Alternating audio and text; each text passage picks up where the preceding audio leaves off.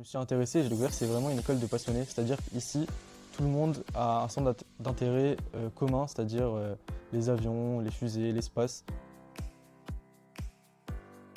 Après avoir coché la case Parcoursup pour le concours, j'ai été convoqué en avril 2025.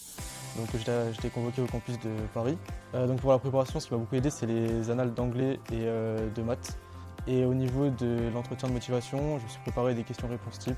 Je me suis intéressé au métier d'ingénieur. C'est un métier qui m'intéressait, qui est très complexe, qui est très varié.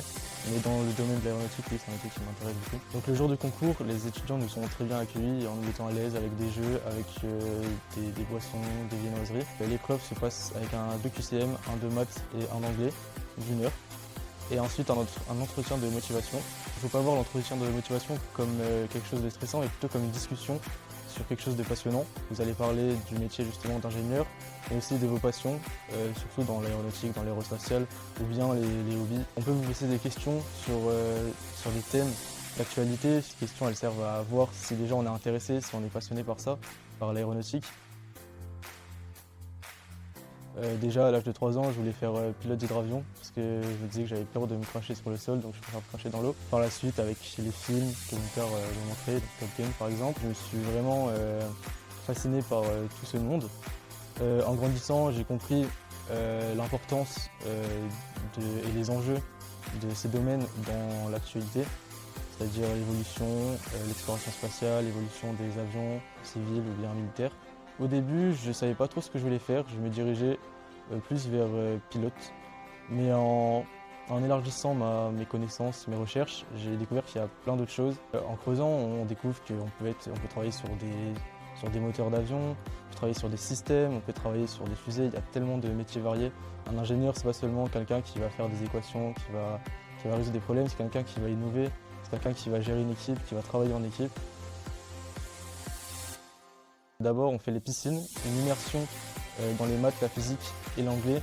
C'est une façon de se remettre au niveau en aéronautique, enfin, surtout en maths et en physique. Au niveau des cours, que ce soit en maths ou en physique, on a donc une préparation à la maison soi-même avec des vidéos et des fiches puis des exercices à faire. Et ensuite, ce sera en présentiel, donc en TD. Aussi, à part les mathématiques et la physique, l'électricité ou la programmation, on a aussi des cours d'aéronautique, que ce soit en aéronautique générale ou bien en développement durable. Il y a une présentation des associations.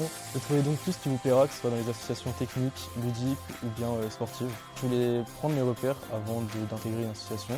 Donc j'ai finalement décidé, il n'y a pas si longtemps que ça, de rejoindre l'association UPSA Flight. C'est une association qui construit des simulateurs d'avion.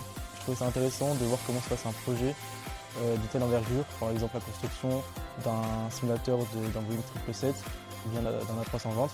Et surtout, je voudrais moi-même construire un simulateur chez moi. À côté de ça, on a donc aussi tout ce qui est week-end d'intégration, soirée d'intégration qui vous permettent de rencontrer tous les autres étudiants du campus. Dans mon cœur, ce serait plus l'aérospatiale. J'ai une passion pour l'astronomie, pour l'observation des étoiles, mais aussi pour tout ce qui est fusées, satellites, etc. Mais j'aimerais énormément travailler dans l'aéronautique, que ce soit en tant que pilote, en tant que constructeur de moteurs ou tous les autres métiers qui existent. Donc c'est encore un choix qui reste à définir. Pour l'instant, je ne pourrais pas m'exprimer dessus. Si j'ai un conseil à donner au terminal, il faut aimer les maths, il faut aimer la mécanique. L'anglais, que ce soit dans l'ingénierie générale ou bien dans l'aéronautique ou l'aérospatiale, c'est quelque chose de fondamental.